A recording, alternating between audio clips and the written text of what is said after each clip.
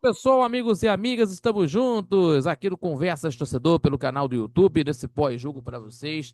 E jogo que nós tivemos aí na quinta-feira, o jogo que aconteceu, Brasil e Equador, empate sem gols, num jogo que o Brasil teve de uma partida tímida, né? Esteve tímido, né? De uma atuação diante do Equador e também com a pressão dos adversários, porque o Brasil continua na quarta colocação com os 22 pontos ganhos.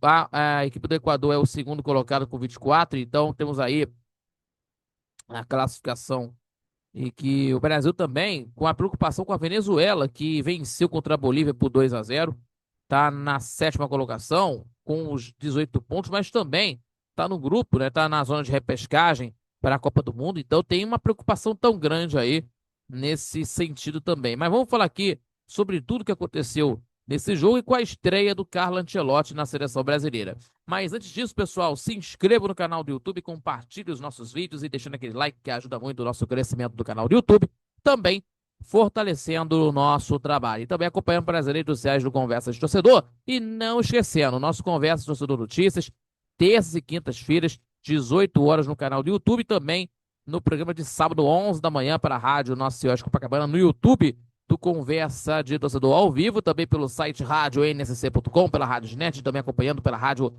Nossa Senhora de Copacabana, 98.7 FM, a onda que chega ao seu coração com muita opinião e também com informação para você ouvir e ver sobre tudo que está acontecendo no nosso futebol carioca, também falando do esporte em geral e também da seleção brasileira, que nós vamos estar comentando para vocês, tá bom?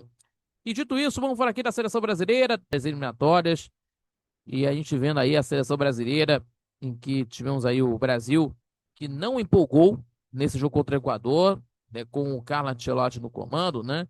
E dos 90 minutos de partida, lógico, né? Dos 90 minutos de partida que tivemos aí nessa situação, um jogo morno, lógico, um jogo morno que aconteceu.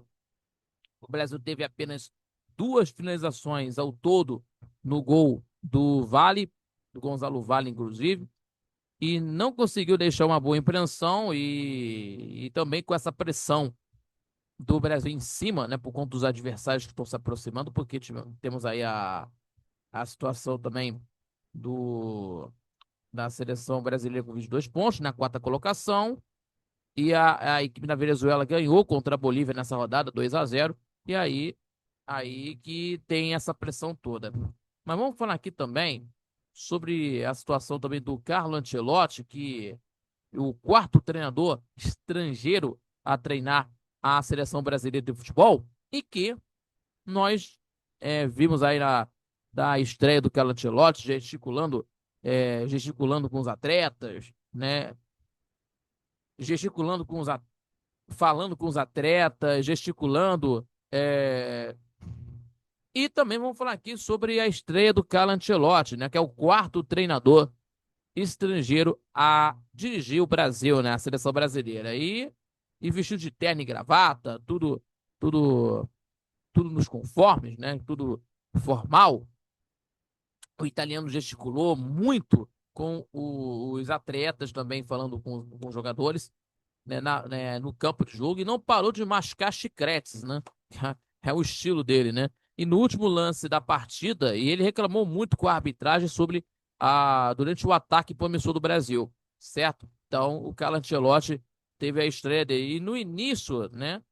No início da segunda etapa também, antes de uma cobrança de escanteio para o Brasil, o Bandeirinha se enrolou todo completamente.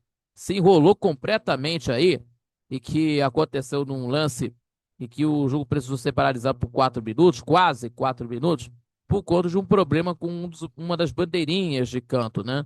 E o mastro que segura a bandeira caiu, né? Inesperadamente.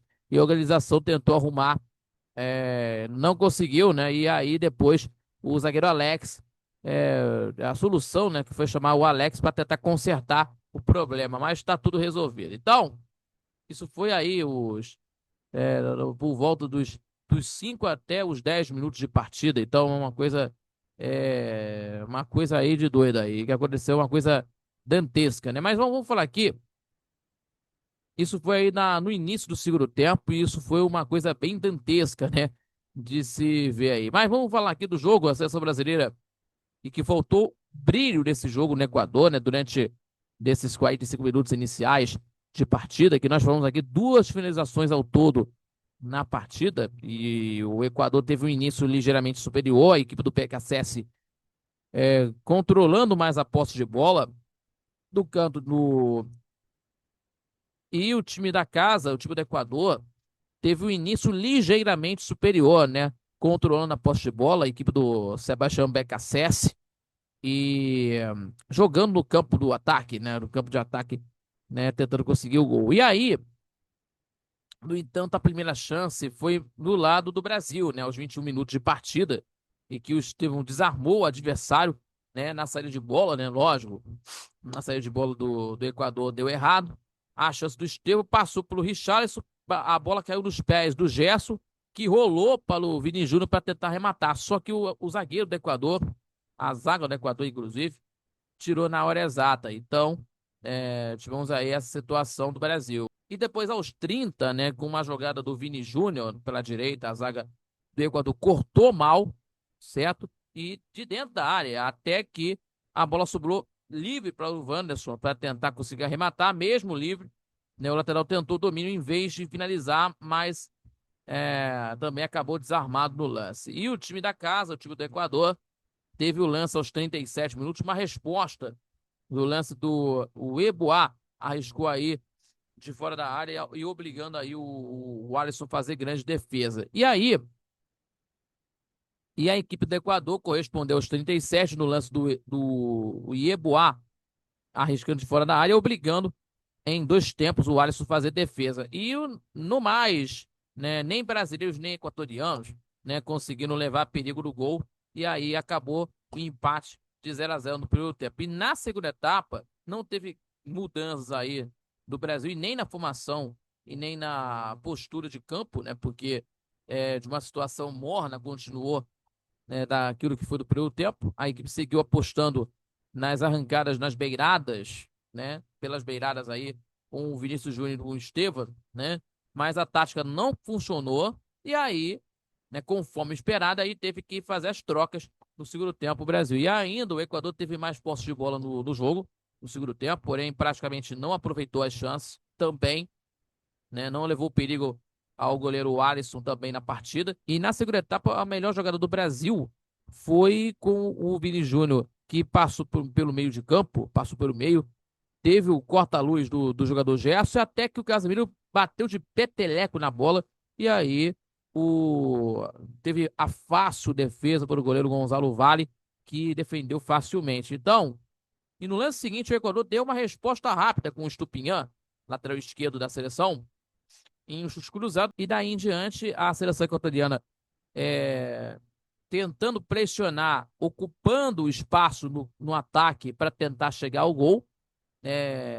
O Brasil recuou, mas a seleção equatoriana pouco produziu nesse período, né? Tentar conseguir chegar a uma vitória contra o Brasil. E nos minutos finais de jogo, e nos minutos finais de partida, que tivemos aí o nervosismo em campo, faltando criatividade, aí essa situação aí ficou no empate de 0-0. O Equador fica na vice-liderança com os 24 pontos ganhos, seguindo na vice-liderança apenas atrás da Argentina, e o Brasil na quarta colocação com 22 pontos. Então, temos aí temos aí a situação da seleção brasileira, que vai encarar contra o Paraguai nesta terça-feira, na próxima terça, nessa terça-feira agora. E teremos aí o jogo do Brasil contra o time do Paraguai nesta terça-feira agora, de um jogo muito importante, né, a partir das 9h30 da noite, horário de Brasília, às 9h30, horário de Brasília, e a seleção equatoriana, que vai encarar contra a equipe do time do Peru, fora de casa, né, às 10h30 da noite, horário de Brasília. Esses jogos são da terça-feira. E olha, gente, é uma situação bem complicada, né? E tememos aí que a situação do Brasil de ficar fora de uma Copa do Mundo pela primeira vez, olha, meus amigos, é uma situação bem complicada. Mas tomara que o Brasil se classifique para a Copa do Mundo por conta disso. Mas é gradual essa reformulação da seleção brasileira, que nós vamos estar acompanhando sobre isso, desse jogo que vai acontecer às 9h30 contra o Paraguai, lá em São Paulo, na Neoquímica Arena, que nós vamos estar acompanhando. E tomara que vença esse jogo para se classificar, para ficar mais perto da Copa do Mundo, inclusive. Mais uma Copa do Mundo. E passa nesse sufoco todo, mas vamos tentar garantir uma vaga na Copa do Mundo, certo? E estamos encerrando aqui nosso pós-jogo de hoje. Muito obrigado pela sua companhia e pelo seu carinho. Se inscreva no canal do YouTube, compartilhe os nossos vídeos e deixando aquele like que ajuda muito o nosso crescimento do canal do YouTube, também fortalece o nosso trabalho e também acompanhando pelas redes sociais do Conversa de Torcedor. E não esquecendo o nosso.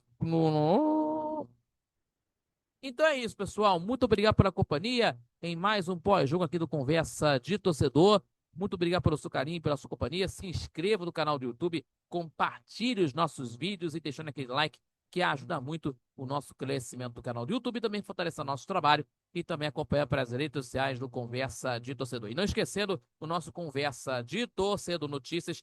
Temos aí terças e quintas-feiras às 18 horas no canal do YouTube e também na nossa transmissão ao vivo no canal do YouTube de todo sábado, a partir das 11 da manhã, pela rádio Nossa Senhora de Copacabana 98.7 FM, acompanhando pela rádio Nossa Senhora de Copacabana 98.7 FM, também pelo site radioNCC.com, pela Rádiosnet, é claro, pelo YouTube do Conversa de Torcedor, falando tudo sobre o futebol do Rio, falando tudo sobre a seleção brasileira e do esporte em geral, ouvindo e vendo a gente, com certeza, e principalmente com opinião e com muita informação. Tá certo? Muito obrigado a todos vocês pela companhia. Fique com Deus e até o próximo pós-jogo aqui do Conversa de Torcedor. Valeu, galera!